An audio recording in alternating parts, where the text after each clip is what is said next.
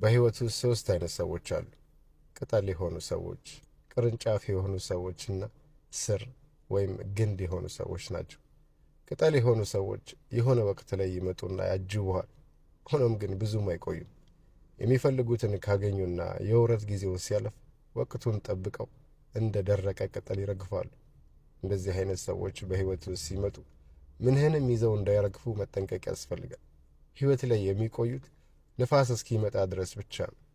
ቅርንጫፍ የሆኑ ሰዎች በአንጻራዊነት ከቅጠል በተሻለ መልኩ ጠንካሮች ናቸው። ሆኖም ግን በጥንቃቄ ልትይዛቸው የሚገቡ ናቸው። የተወሰኑ አስቸጋሪ ወቅቶችን አብረው መራመድ ይችሉበታል። ነገር ግን ሁኔታዎች ይበልጥ እየከበዱ ሲሄዱ ብዙ ሸክም አይችሉምና ከህይወት ላይ ተቆርጠው መውደቃቸው አይቀርም። ግንድ ወይም ስር የሆኑ ሰዎች በህይወት ላይ የሚያደርጉት አስተዋጽኦ ለውረትና ለታይታ ስላልሆነ በህይወት ውስጥ ልታቆያቸው የሚገቡ ሰዎች ናቸው። ምንም ያህል በአስቸጋሪ ወቅት ቢሆን እንኳን ከደረክበት ዳግም እንድትለመልም አንተን ውሃ ማጠጣት የማይሰለቻቸው ሰዎች ናቸው። በህይወት ጉዞ ብዙ ሰዎች ይገጥሙናል። ቅጠል ሆነው ብዙ ጎድለው የሚያጎድሉን፣ ቅርንጫፍ ሆነው ብዙ የሚያደክሙን፣ ግንድ ስር ሆነው ብዙ የሚሆኑልንና የማይተውን